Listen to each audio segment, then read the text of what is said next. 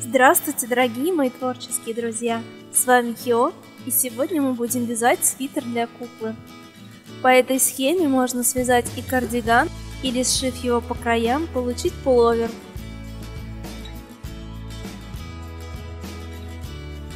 Для работы я взяла пряжу Ирис и спицы 1 мм. Для начала я покажу, как вязать основные элементы на более крупной пряже.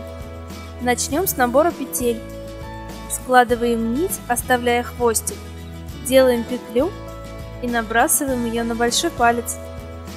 Хвостик заводим за указательный палец и остальными пальцами захватываем нить. Складываем 2 спицы вместе и вот таким образом, захватывая нити, формируем петельки. Я буду вязать так называемым бабушкиным способом, потому что из тонкой пряжи им вязать гораздо легче. Сначала я покажу, как вязать лицевую гладь, которая составит основную часть нашего изделия. Набираем петли, вытаскиваем одну спицу и начинаем. Первую кромочную петлю будем всегда снимать. Затем вяжем все петли в ряду лицевыми. Вводим спицу за заднюю стенку петли, захватываем рабочую нить и вытаскиваем петельку.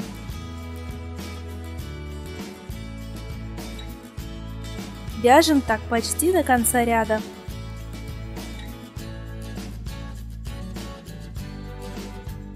И последнюю петельку будем всегда провязывать изнаночной. Для этого перекидываем нить вперед и спицу за рабочей нитью вводим в петельку и, захватывая рабочую нить, вытягиваем. Переворачиваем вязание. Теперь у нас изнаночная сторона. Эти ряды мы будем вязать изнаночными петлями. Снимаем первую петлю, перебрасываем нить вперед, захватываем и вытягиваем. Провязываем ряд.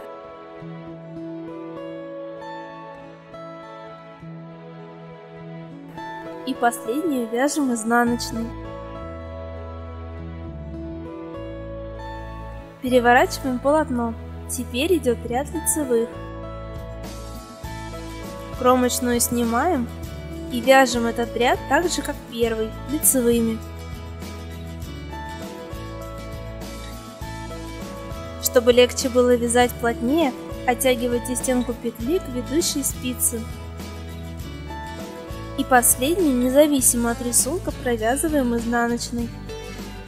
Продолжаем вязать до нужной длины, чередуя ряды. Благодаря тому, что мы снимаем первую кромочную и последнюю вяжем лицевой, получается вот такая аккуратная кромка. Теперь я покажу, как вязать так называемую польскую резинку. Итак, для нее набираем количество петель кратное 4, плюс 2 кромочных петли. Как обычно, будем снимать первую кромочную не провязанной. Затем провязываем одну изнаночную, потом 3 лицевых. Это и будет раппорт, или как правильнее говорить, раппорт, то есть постоянно повторяющийся элемент узора. 1 изнаночная и 3 лицевых. И как всегда, последнюю будем провязывать изнаночной, вне зависимости от части рисунка.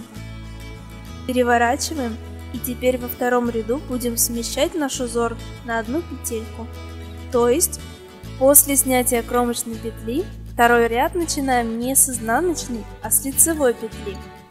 Затем продолжаем вязать рисунок, 1 изнаночная и 3 лицевых. И последнюю провязываем изнаночной. Переворачиваем и вяжем до нужной длины. Все нечетные ряды начинаются с изнаночной, а все четные идут со смещением, то есть начинаются с лицевой. Если вы сбились со счета рядов или петель, не волнуйтесь, просто посмотрите на еще не провязанную часть и найдите ближайшую лицевую петлю. Так как в рисунке идет 3 лицевых подряд, одна из них будет лицевой с любой стороны. В данном случае у меня это центральная лицевая петля. От нее мы и можем легко отсчитать рисунок или ряд, в зависимости от ее положения. Впереди будет одна лицевая, одна изнаночная, раппорт, а позади одна лицевая, раппорт. Если посмотреть на полотно, это ребро и будет нашей ориентировочной лицевой петлей. Перед началом лучше всего узнать примерную плотность своего вязания. Для этого нужно просто связать полотно выбранным узором 5 на 5, а лучше 10 на 10 сантиметров. Можно также постирать его и погладить. У меня получились вот такие образцы. Итак, чтобы рассчитать плотность вязания, берем наши образцы и отмеряем 5 или 10 сантиметров по горизонтали.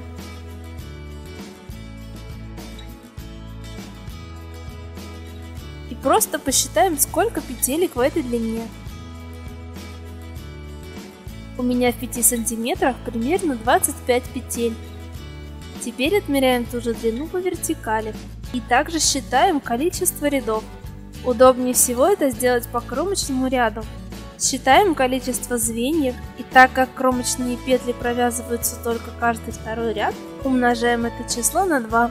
У меня получилось в 5 сантиметров 17 звеньев умножить на 2, то есть примерно 34 ряда. Также измеряем резинку в нерастянутом виде. У меня в 5 сантиметрах 30 петель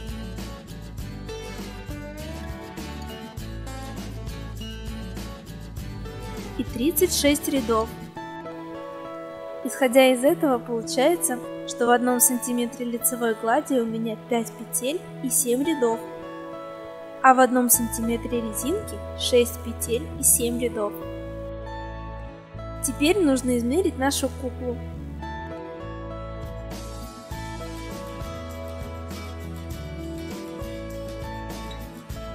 Исходя из плотности моего вязания, мне нужно набрать 54 петли. Но так как мы начнем вязать с резинки, а для нее лучше взять число кратное 4, я возьму 52 петли и плюс 2 кромочные петли, получается 54 петли. Итак, вяжем 1 сантиметр резинкой. У меня на это ушло 7 рядов. Теперь провязываем один ряд полностью изнаночными петлями, для того, чтобы резинка согнулась без проблем. После этого вяжем еще 1 сантиметр резинкой. Вот такое аккуратное ребрышко у нас получилось. Так как это будет отворот воротника, дальше будем вязать лицевой гладью. У меня связано всего 15 рядов, следовательно, следующий ряд четный я должна провязать изнаночным. И так как я хочу сделать реглан на лицевой стороне, провязываю этот ряд полностью без изменений изнаночными петлями. А с лицевого ряда мы начнем вязать реглан, то есть будем вязать по кругу вместе с рукавами.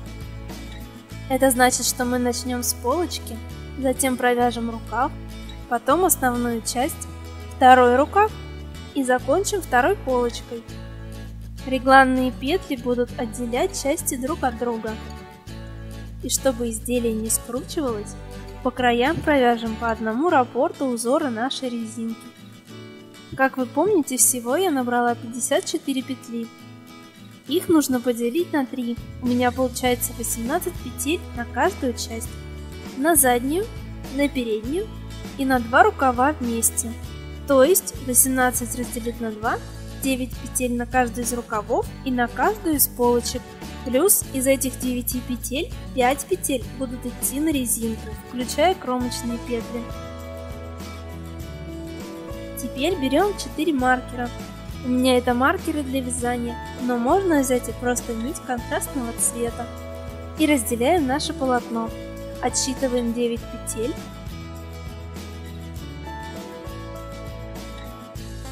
Это первая часть полочки.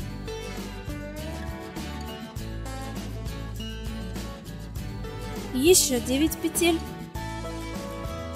Это первый рукав. 18 петель на основную часть.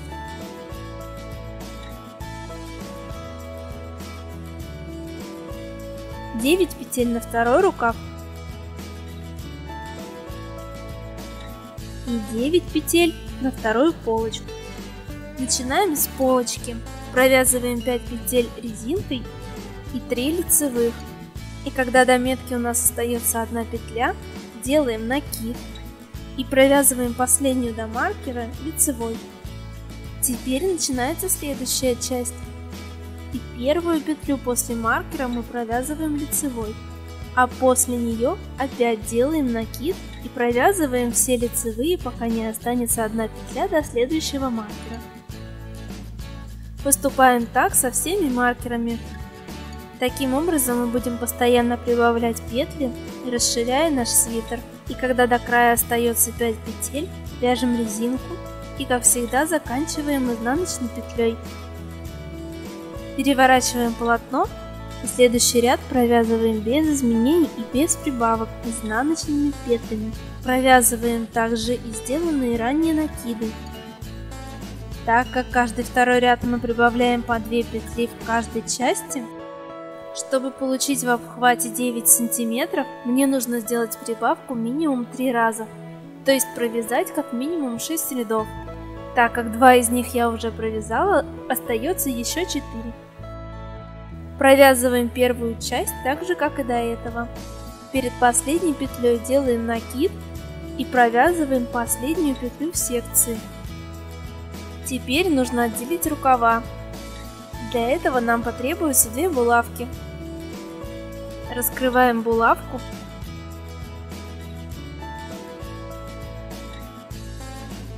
и снимаем на нее петли рукава.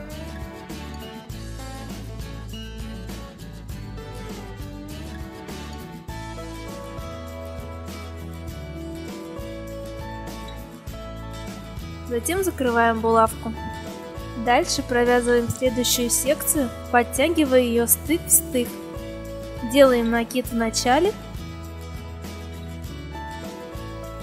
и в конце.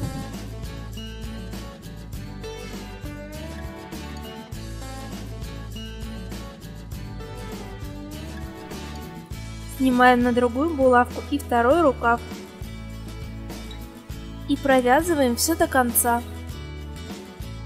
Изнаночный ряд провязываем без изменений. Далее вяжем простой лицевой гладью, без накидов и прибавок. Вяжем до нужной длины, не забывая оставить 1 см снизу на резинку.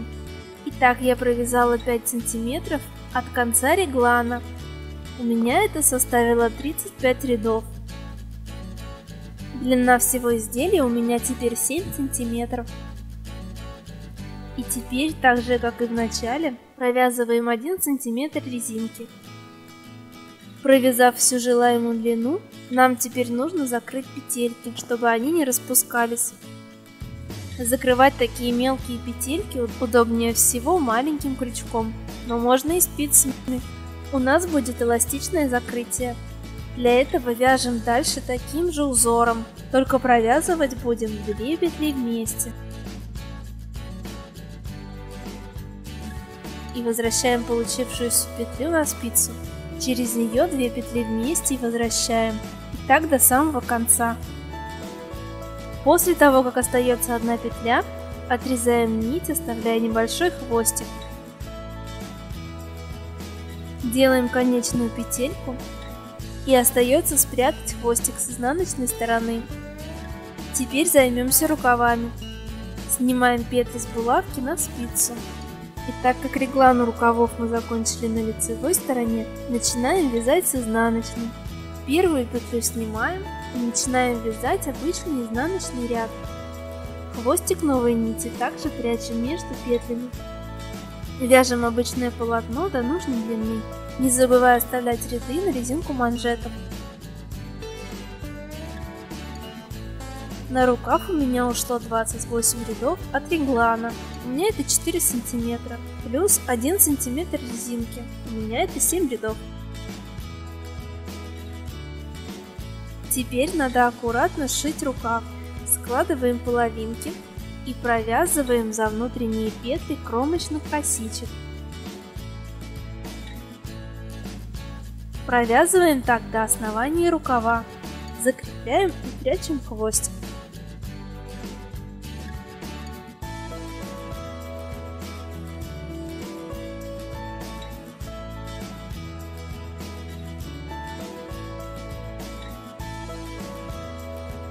По такой же схеме вяжем второй рукав.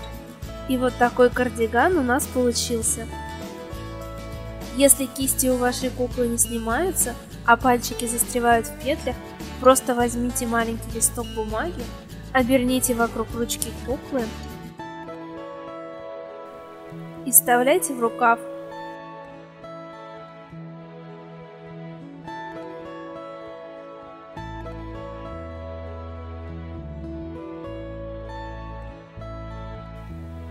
Если хотим сделать свитер, просто сшиваем две полочки, так же как и края рукава.